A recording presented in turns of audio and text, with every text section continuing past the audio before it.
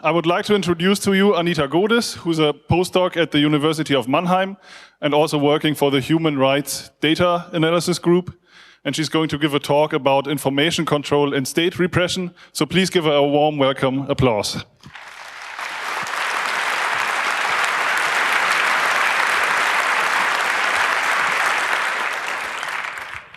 Well, thank you very much. My name's Anita Godes, and I'd like to say this is my first CCC, and I'm pretty sure it's the best conference I've ever been to, so pretty cool. I work at the University of Mannheim as a conflict researcher, and as a conflict researcher, I'm interested in understanding how governments use violence, where they use violence, and what types of violence they use. And for the last 5 years, I've also been working for the Human Rights Data Analysis Group. And what we do is we try to analyze statistically large-scale human rights violations and ultimately build evidence-based arguments that can help bring the perpetrators to justice. So the talk I want to give today is on information control and strategic repression.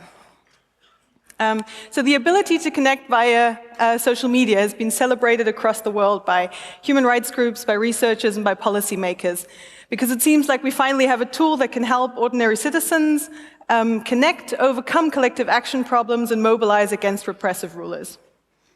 Now, for all of you sitting in this room, you're quite aware that this view on the digital revolution alone is deceptive. And it's deceptive for one important reason, and that is that governments principally still remain in control of network accessibility. So governments haven't just been sitting on the sidelines watching mass uprisings in their countries. They've been building an arsenal of tools to manipulate, censor, and survey information exchange happening within their countries.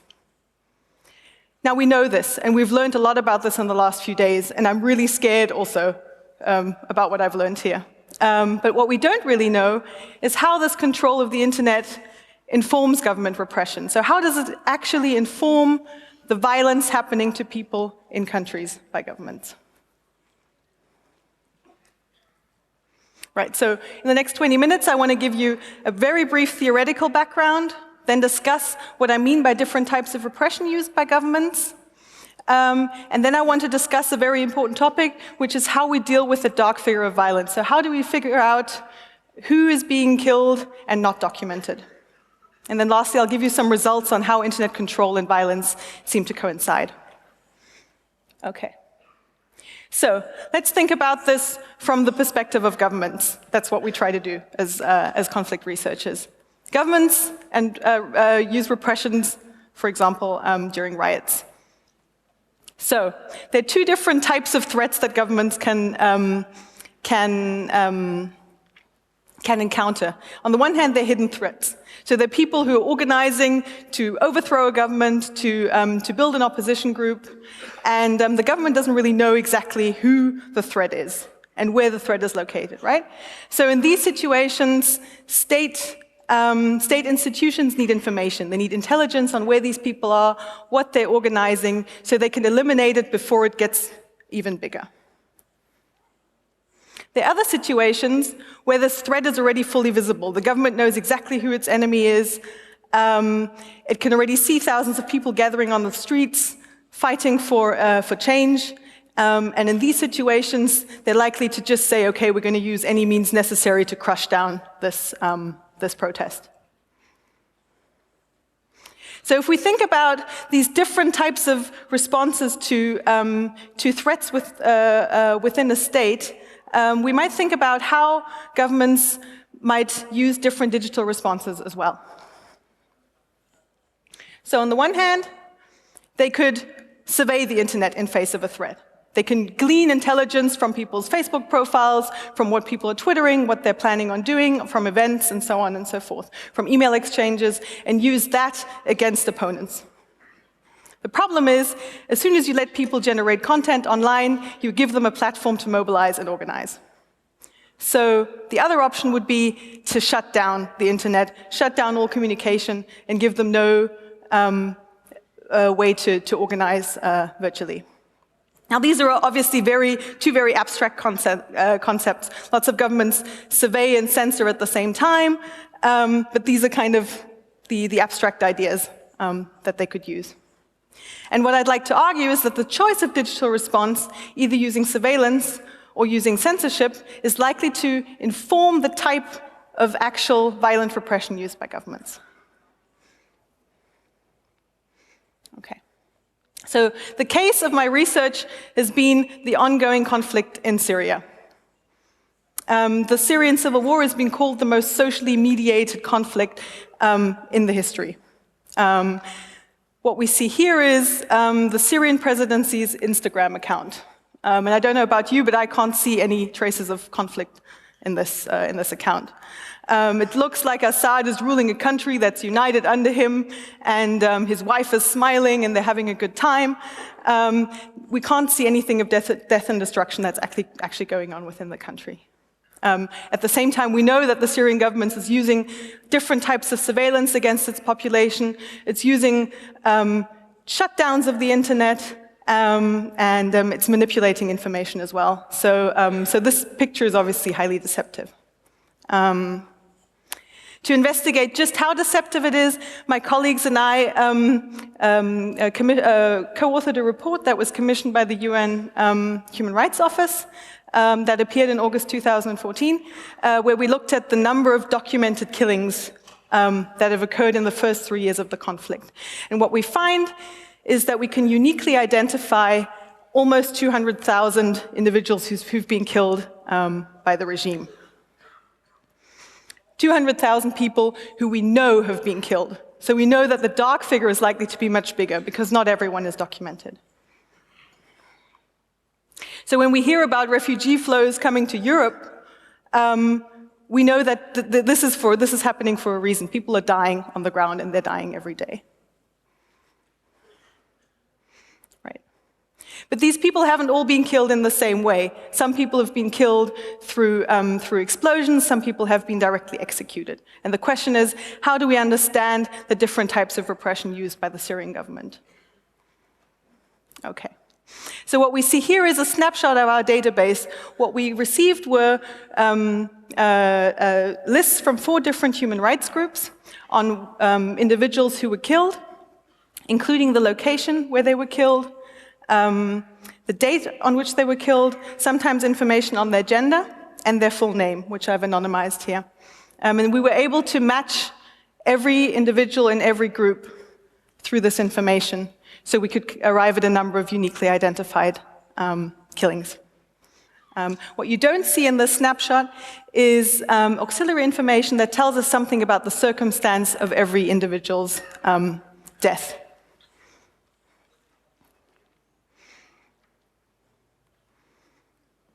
Okay, so if we think about different types of violence used by governments, in conflict research, we often broadly distinguish between two different types of violence used by the government. The one we can call targeted violence. So this is violence that's used to eliminate individuals or groups based on certain characteristics. So examples would be a government targets someone for the information he or she has, because that person has defected from the army, because that person is leading an opposition group. So these are people who are eliminated because they share specific traits. Another example would be a government that is an ethnic minority and that is trying to target another ethnicity. So these would be what we call targeted forms of violence. The other form is untargeted generalized terror. The entire civilian population is seen as a threat to the government, and anyone is attacked. Now, these are two different types of strategies that a government can use to suppress its population, and oftentimes they're both used at different points in time within a conflict. And Assad's army has been using both types in the Syrian conflict as well. Okay. So the auxiliary information we get from these human rights groups can help us to understand the circumstances under which each individual was killed. So this is an example of one person who was recorded in 3 different sources, in source A, B, and C. And what this tells us is, the first source tells us the person died under torture in the prison system, right? So that gives us information that that person was singled out, he was detained or she was detained, and then tortured. The second source tells us this person was shot. So this person didn't just die from the effects of torture, this person was actually shot. The third source tells us where that person was arrested and when they were, where they were held and on what date they were arrested.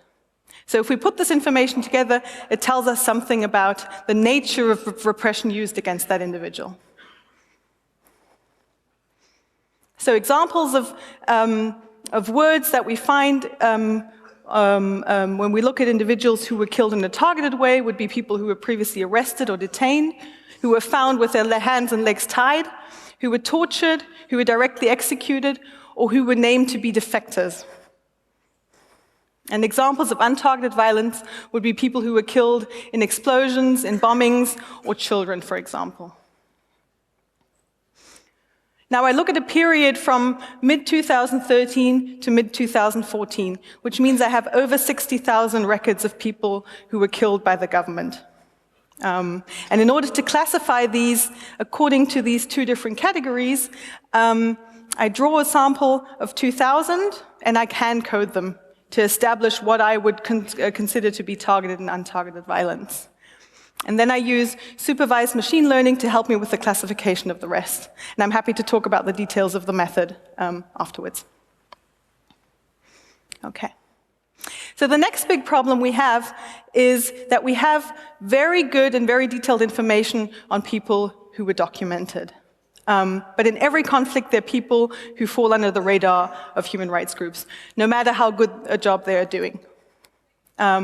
So depending on the time and location when someone is killed, the probability of he or she being documented by a group is likely to vary.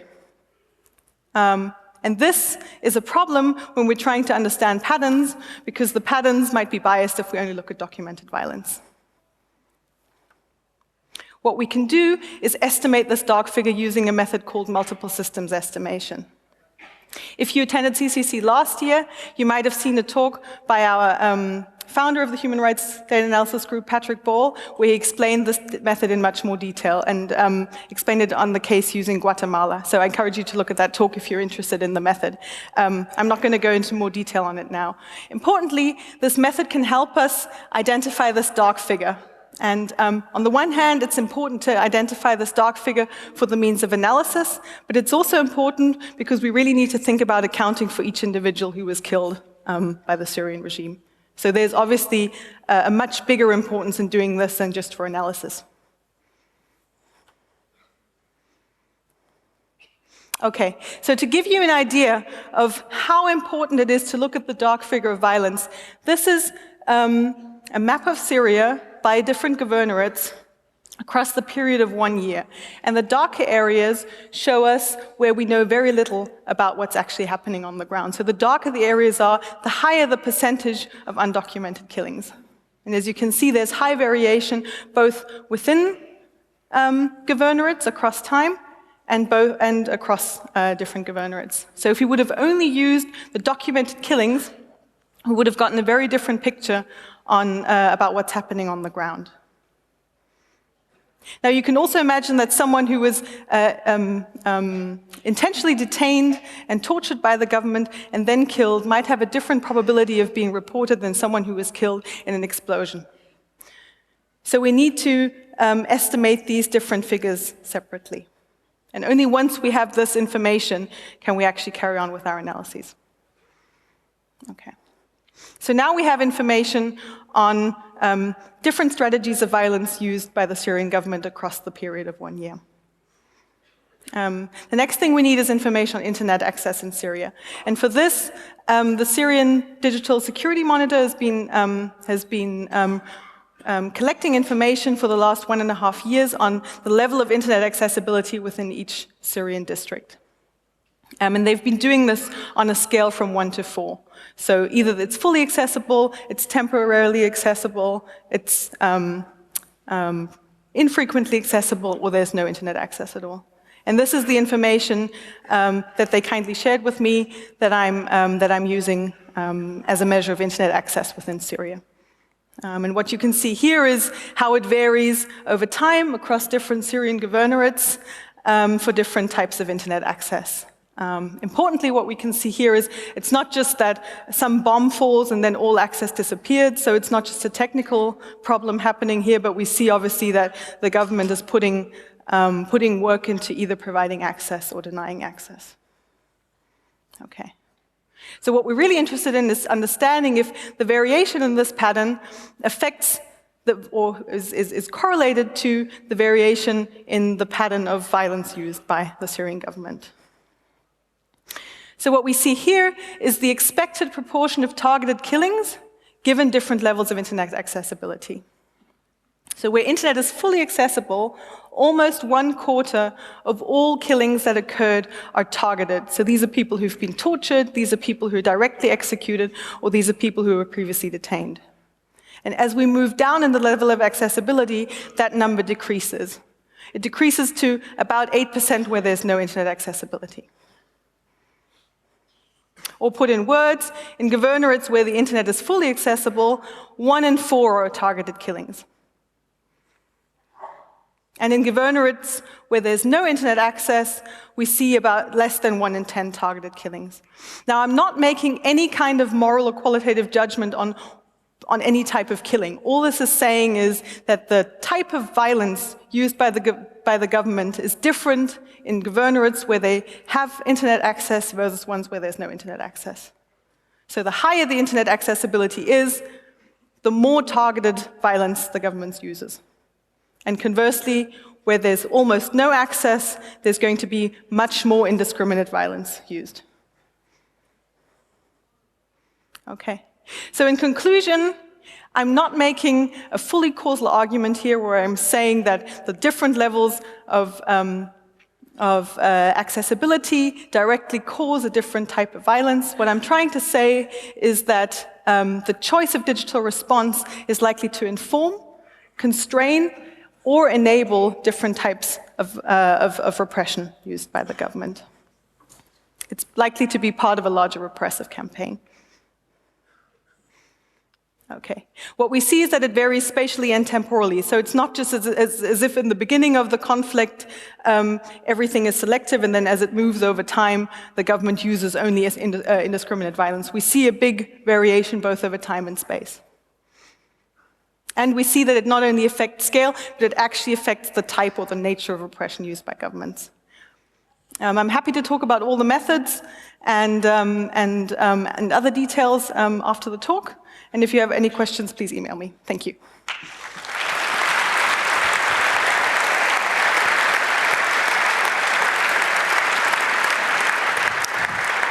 Yeah, thank you very much for this very interesting talk. So we still have lots of time for questions and answers. So people can gather up at the mics and I will call you. Do we have a question from the IRC or Twitter?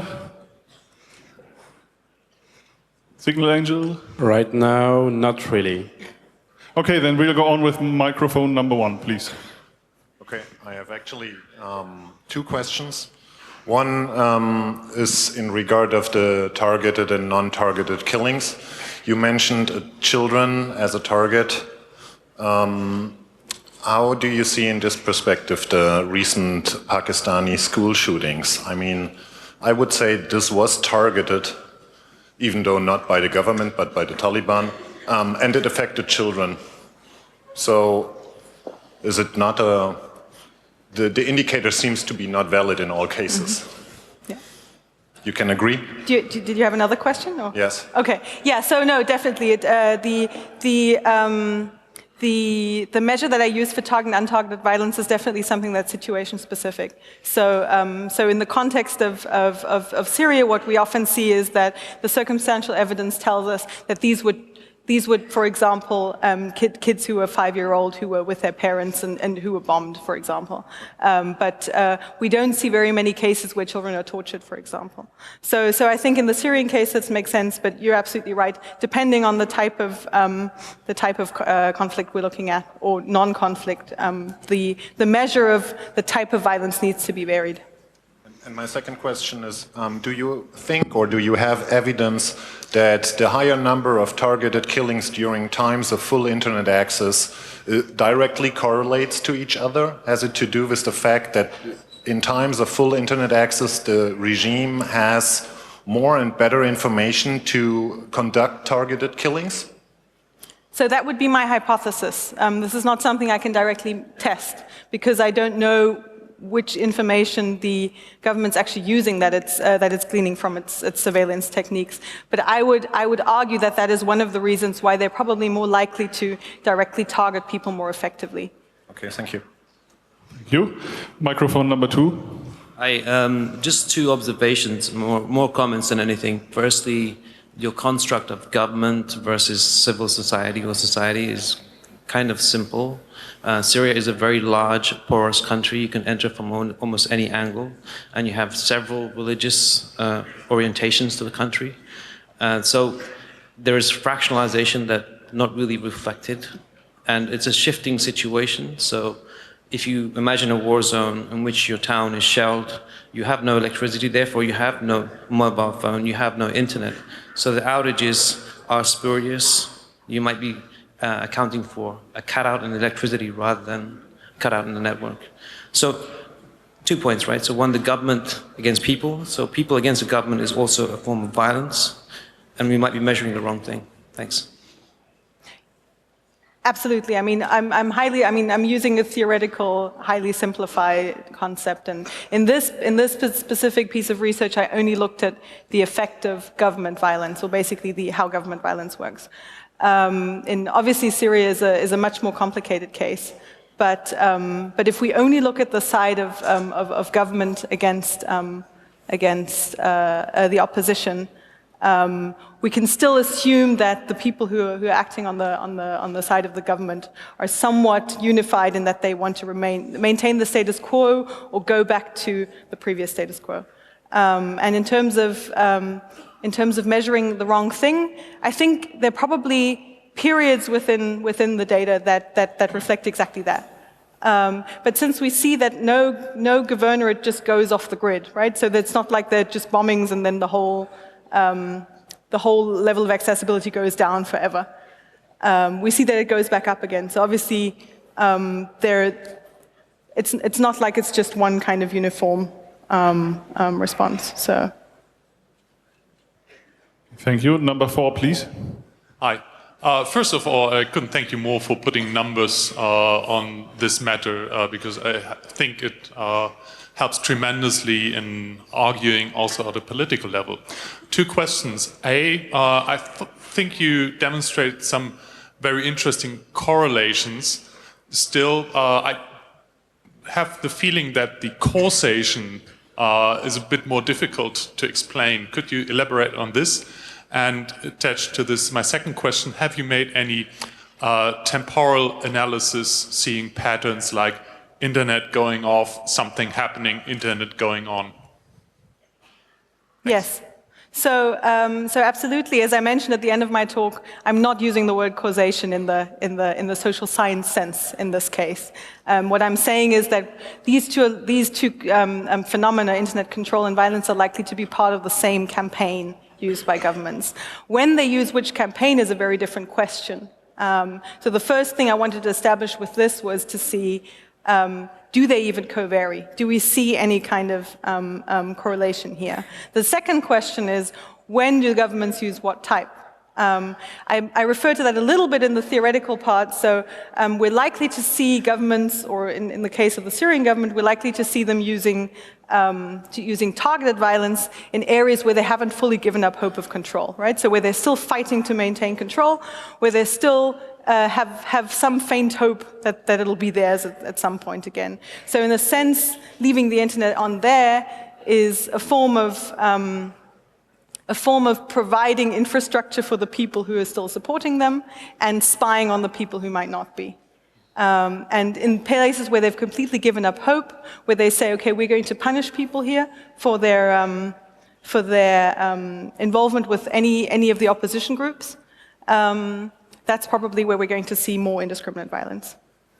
In terms of temporal analysis, yes, I've written a different research project on temporal analyses, and what we there basically see is that during full network outages, as they occurred a couple of times in Syria, the level of violence, the scale of violence increases tremendously and significantly. So there's definitely some kind of larger strategic idea going on behind that. I'd love to talk to someone from the Syrian government, but I haven't been able to up until now. Thank you. Yeah. Thank you. So, question from the internet? Is any work planned or already done regarding what is happening in Ukraine? I haven't worked on the Ukrainian case. I'm aware of other researchers working on the Ukrainian case, but I think that's also going to be a very interesting example of how governments can strategically use the internet.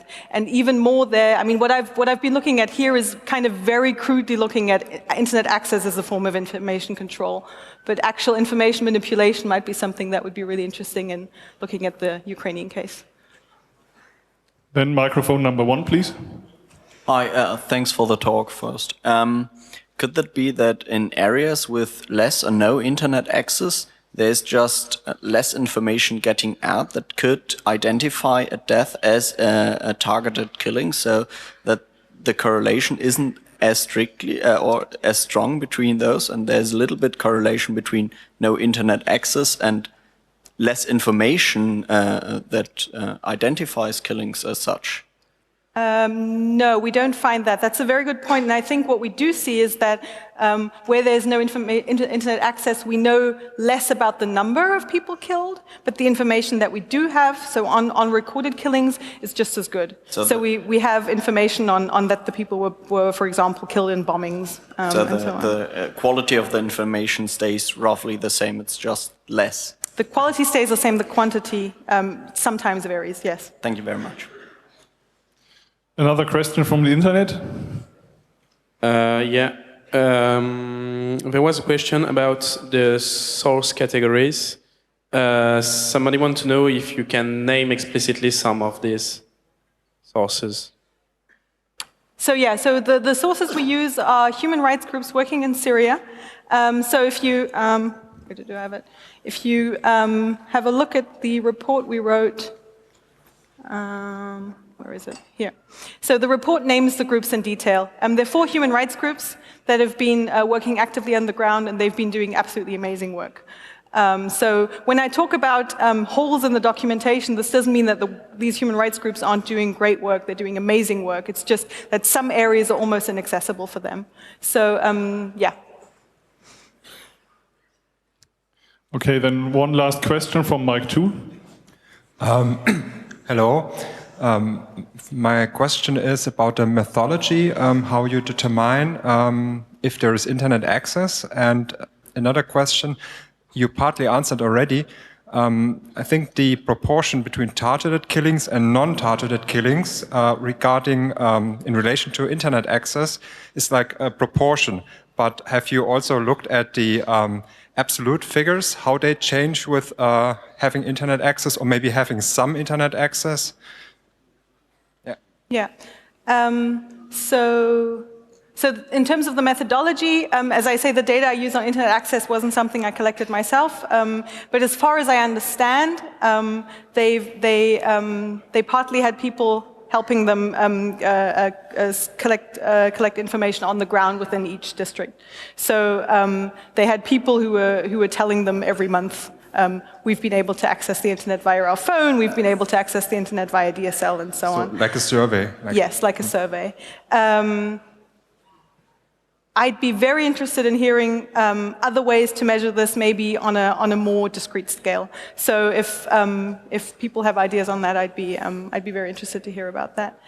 I haven't looked at the differences in scale of violence when it comes to different levels of network accessibility. What I have done is looked at the difference in the scale of violence between days where the internet is off and days where the internet is on.